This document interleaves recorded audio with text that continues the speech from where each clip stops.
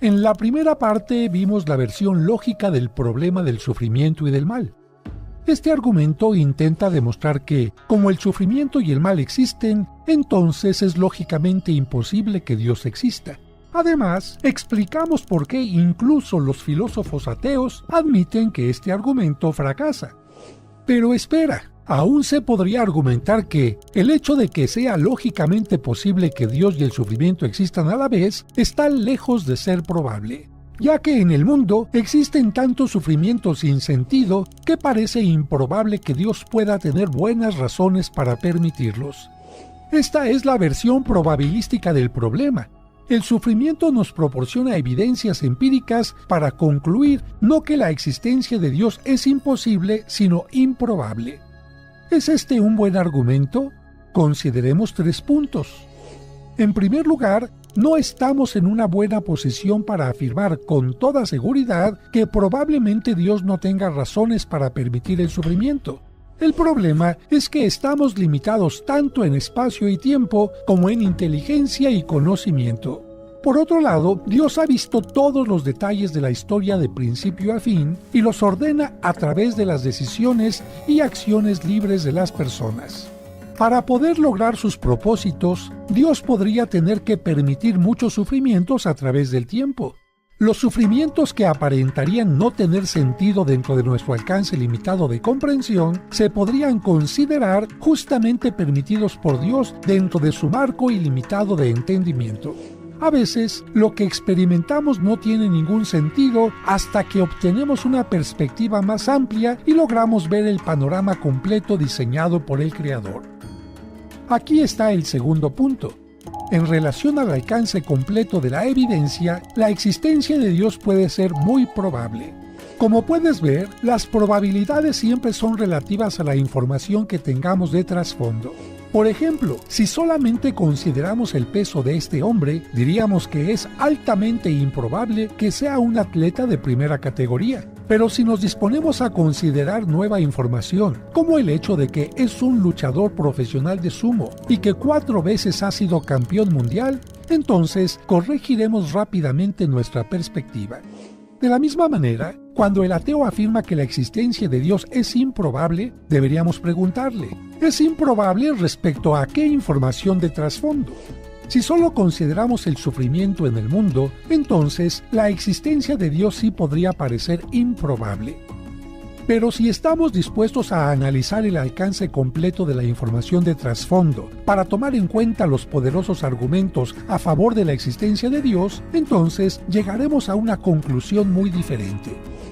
El tercer punto es que el cristianismo tiene doctrinas que aumentan la probabilidad de que Dios y el sufrimiento existan a la vez. Consideremos 4 de ellas. Primero, el propósito principal de la vida no es la felicidad. Con frecuencia, las personas suponen que si Dios existe, su papel principal es crear un ambiente cómodo para sus mascotas humanas. Ellos piensan que el objetivo final de nuestras vidas en la tierra es obtener la felicidad y por lo tanto, Dios está obligado a mantenernos felices. Sin embargo, el cristianismo presenta una perspectiva radicalmente diferente en la que el propósito de la vida es conocer a Dios. Esto, por sí solo, trae a nuestras vidas una realización verdadera y duradera. El sufrimiento puede producir un conocimiento más profundo y más íntimo de Dios, ya sea por parte de aquel que esté sufriendo o por aquellos que estén a su alrededor. El punto principal de la historia humana es que Dios, habiéndonos dado libre albedrío, está atrayendo la mayor cantidad posible de personas a su reino eterno. Una de las maneras en que Dios puede atraer a las personas libres hacia Él es por medio del sufrimiento. De hecho, los países que han pasado por grandes adversidades son los que con más frecuencia demuestran la mayor tasa de crecimiento para el cristianismo. Dios nos susurra en nuestros placeres, habla en nuestras conciencias, pero grita en nuestros dolores. Es un megáfono para despertar a un mundo sordo. En segundo lugar, la humanidad se encuentra en un estado de rebelión contra Dios y su propósito. Los terribles males humanos son testimonios de la depravación del hombre, una consecuencia de su enemistad con Dios. El cristiano no se sorprende de ver la maldad moral que hay en el mundo. Al contrario, Él se lo espera. La tercera doctrina dice que el propósito de Dios no se limita a esta vida, sino que se extiende más allá de la tumba y se refleja hasta la vida eterna. Este mundo es simplemente el comienzo. Es la entrada a una vida inimaginable e interminable que trasciende la puerta de la muerte.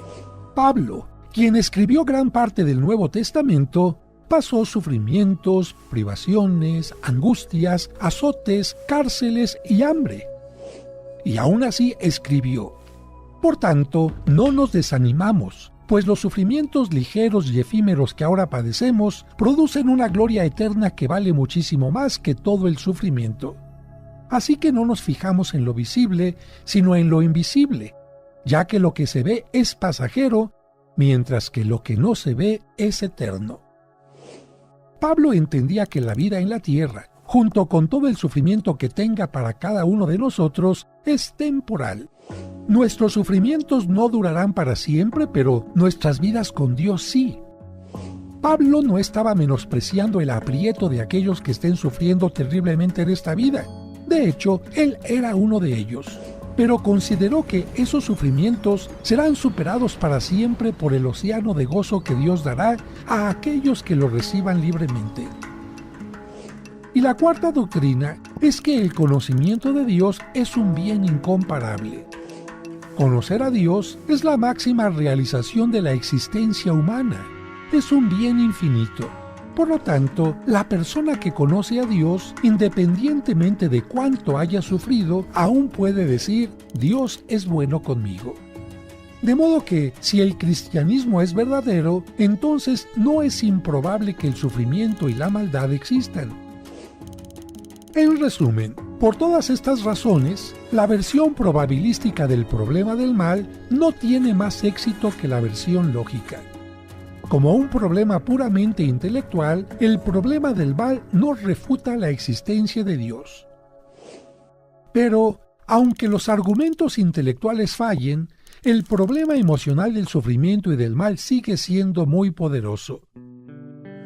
Si has pasado por un profundo sufrimiento, o si has visto a alguien a quien amas pasar por un intenso dolor, podrías estar pensando: ¿qué me importa que Dios exista? ¿Por qué debería responder a su llamado y adorarle después de todo el sufrimiento que he experimentado? Me siento indiferente y vacío. No quiero tener nada que ver con él. Sin embargo, tú no estás solo. Dios conoce tu nombre. Él sabe quién eres y por lo que estás pasando. Cuando rechazas a Dios, rechazas a quien promete estar contigo a través de tus sufrimientos, a quien puede darte la fortaleza para soportarlos. Jesucristo también sufrió. A pesar de que era inocente, Él fue torturado y sentenciado a muerte. Su sufrimiento tenía un propósito: el de proporcionarnos a ti y a mí una conexión vivificadora con Dios. Dios no solamente existe, sino que también te ama. Él te está buscando y te ofrece esperanza, y con el tiempo hará nuevas todas las cosas.